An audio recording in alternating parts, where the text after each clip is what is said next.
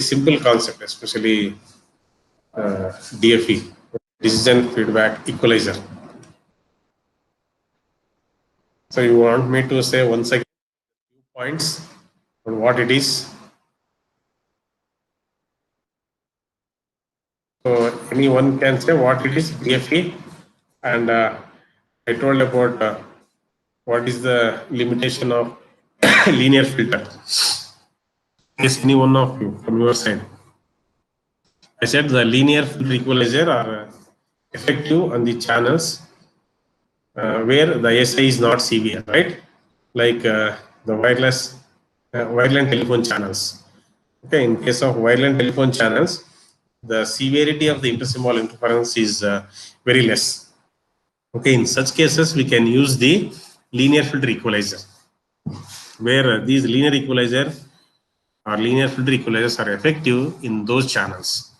Okay, so there are some channels where the severity of the intersymbol interference is is more, and it depends on the spectral characteristics and not on the time span of the intersymbol interference. So in such cases, we need to go for the decision feedback equalizers. That is why we are thinking about decision feedback equalizers. Okay, so I took one example as what this is channel A and this is channel B. I said in channel A, say at t equal to 0. Okay, this is the desired symbol. What I said at t equal to 0, I have a signal with an amplitude of 0.72. Okay, along with that, there are other 5 symbols on each side. Right, so the ISI spans over these symbol durations, 5 symbol duration. In case of channel B, right, the desired symbol is at t equal to 0.815. Okay, even for this channel also there are 2 symbols. Okay, ISI spans over these 2 symbols. But I said the severity of ISI is more in case of channel B when compared to the channel A. Why I said the severity of ISI is more in channel B compared to channel A? Because the characteristics of the channel B, okay, is of this type. Means it is having a DC null. As the frequency increases, the gain decreases, right, and it reaches 0. Means it has limitation. Only it can pass signal over certain range of frequencies only. But in case of channel A, the frequency response of the channel A is like this. Means it has wider frequency range, right? Hence, this type of channel having this type of characteristics leads to more severity in the ISI. That is why channel B is having more severe ISI than channel A. That is what I told here. Okay. So time span for the ISI in channel A is 5 symbol intervals on each side of the desired signal component. So which has a value of 0.72, right? Similarly, for channel B, the time span is only 1 symbol interval on each side of the desired signal component. So that has a value of what? 0.815, right? So though the shorter ISI span is having channel B, but it is more severe to ISI because of what? Because of this spectral null characteristics of channel B. Okay. So hence I said noise in channel B will be enhanced much more than in the channel A. So that is why we are going for this. Right? So I said the basic limitation of the linear equalizer is it performs very badly in case of channels having the spectral nulls. Right? So one such example of such a type of channel is what radio channel I said, which is a cellular radio communication. So we go for DFE, that is a decision feedback equalizer, whereas we call that as a nonlinear equalizer, and it uses the previous decision to eliminate the intersymbol interference caused by the previously detected symbols and the current symbols to be detected, right? So with that, so this is the block diagram of the decision feedback equalizer. So it has 2 filters. One is the feed forward filter, another one is the feedback filter, right? So here this feed forward filter is a fractionally spaced FIR filter with adjustable tap coefficients. Okay. So this feedback filter is a symbol spaced FIR filter with adjustable tap coefficients. So here what is happening is the feedback filter output is subtracted from the feed forward filter. That difference is applied to the input as a detector, right? So output of the detector is given as input to the feedback filter. So here there is a recursive operation happening between this and I said what is that adaptive DFE, right? So and this is the expression for ZM, right? So that is the output of the detector. So this is what output of the feed forward filter, and this is the output of the feedback filter. I said here Cn and Bn are the adjustable coefficients of this feed forward and feedback filters, right? And N1 and N2 are the what length of the feed forward and the feedback filters, right? So yeah, I said about how the decision is taken about the output of the detector, right? So what makes the DFE non-linear is the non-linear characteristic of the detector, right? That will be provided as input to the feedback filter makes the DFE non-linear. So the tap coefficients of the feed forward and the feedback filters are selected to optimize some of the performance measure, right?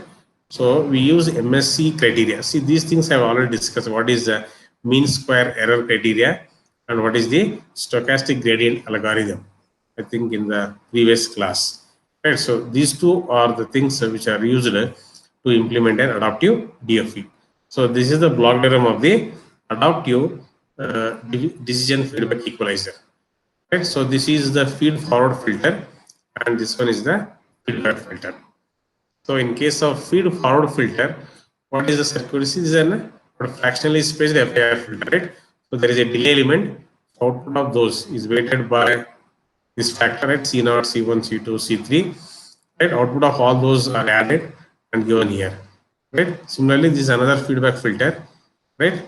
Even as a weighing functions, output of all those two is added here, then given as input to this. So the difference of these two will be applied to the detector, right? So then, so output of this is one input, then output of the detector is given as another input, right? So I get the error signal that will be adjusted using the step size parameter delta, right? Output of that is given as input to both feed forward and as well as feedback filter to adjust the coefficients, tap coefficients, right? C0, C1, C2, and so on. Similarly, at B1, B2, B3, and so on. So this is how it adjusts the coefficients of these equalizers adaptively. Okay. So this is just performance of DFE with and without error propagation. Okay. So this is without interference. So this is for channel B, and this is means this is correct symbol feedback, and this is the detected symbol feedback, right? So I told about this also. What is that? The decision errors from the detector, right, are fed to the feedback filter. That will have small effect on the performance of the DFE, right? So there will be a small loss in performance of around 1 to 2 dB. That is possible at error rates below 10 power minus 2, right? But the decision errors in the feedback filters are not catastrophic. So DFE, that is a decision feedback equalizer, outperforms the linear equalizer, actually, right? So, but it is not the optimum filter, what I can say, as far as the minimizing the probability of error is concerned. Okay, so DFE is not the optimum equalizer from what point of view? From the minimization of the probability of error is concerned. So equalizer from the optimum detector in the digital communication system in the presence of ISI is the what? ML symbol sequence detector. That is maximum likelihood symbol sequence detector is the optimum equalizer, what you can say. So especially for the channels with the severe ISI, right?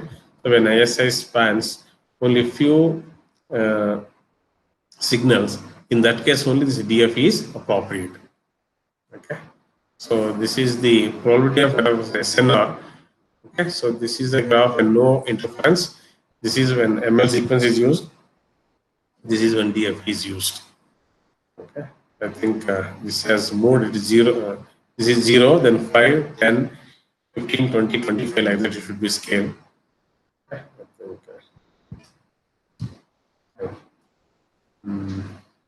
Yeah, I said the performance of ML sequence detector is about what dB more, 4.5 dB better than that of the DFE with an error quality of 10 power minus 4. Okay, so ML sequence detector provides a significant performance gain on the channel, which has rarely short ISI span. Okay. So adaptive equalizers are widely used in the high-speed digital communication system for the telephone channels. So high-speed telephone line modems, especially the bit rates more than 2400 bps, uses an adaptive equalizer. So that is implemented as an FIR filter with the coefficients that are adjusted based on this MMSE criteria.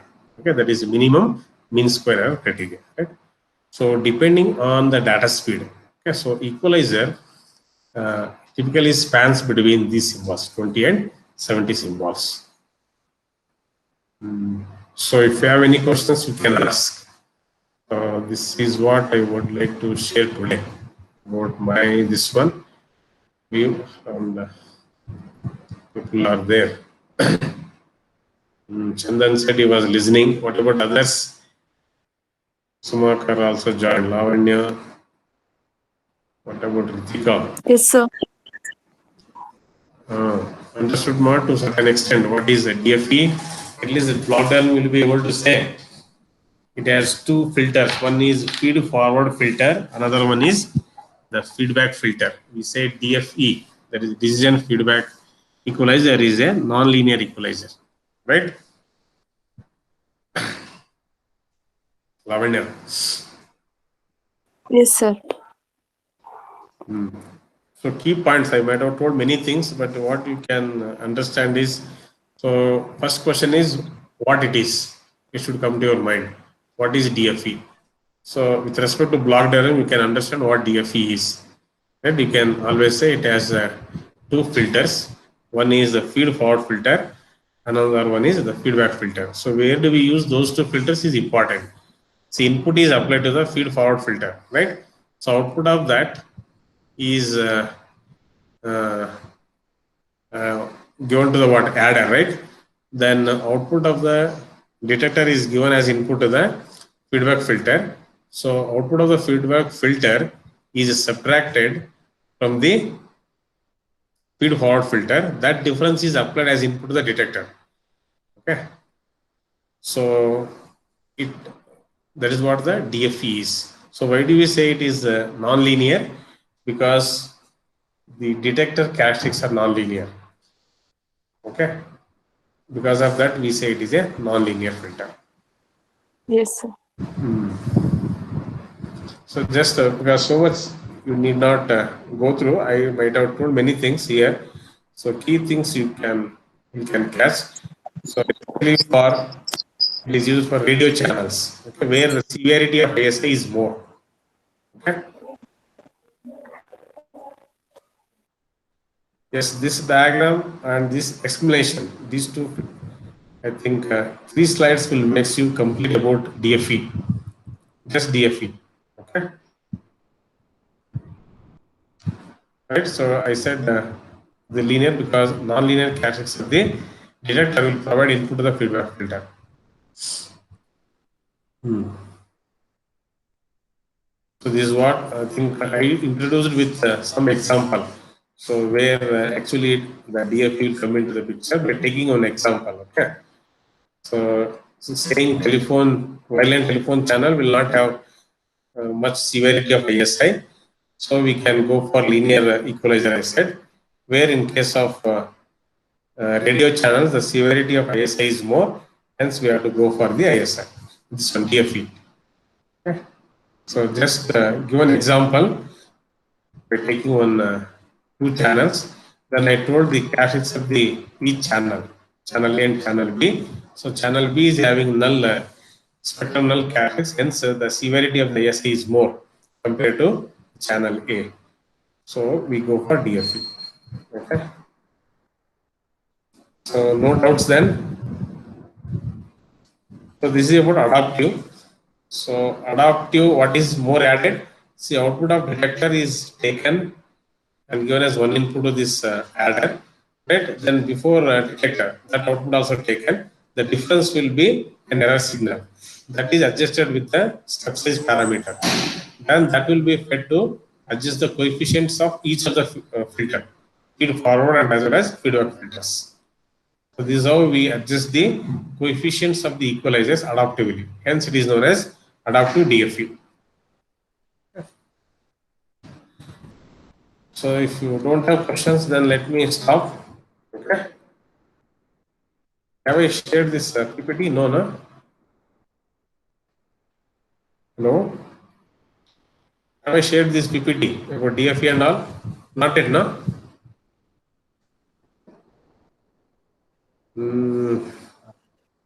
ಯಾಕಂದ್ರೆ ಮಾತಾಡ್ತಾ ಇಲ್ಲ ನೋಡಿಲ್ವೇನೋ PPT, right?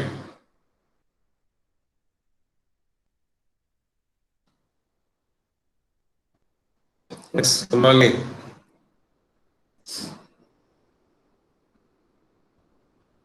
I hope people have written your revision in the chat box. Yes, sir. ಬೇರೆ ಯಾಕೋ ಮಾತಾಡ್ತಾ ಇಲ್ವಲ್ಲ, ಇನ್ನು 20 ಜನ ಇದ್ದಾರೆ.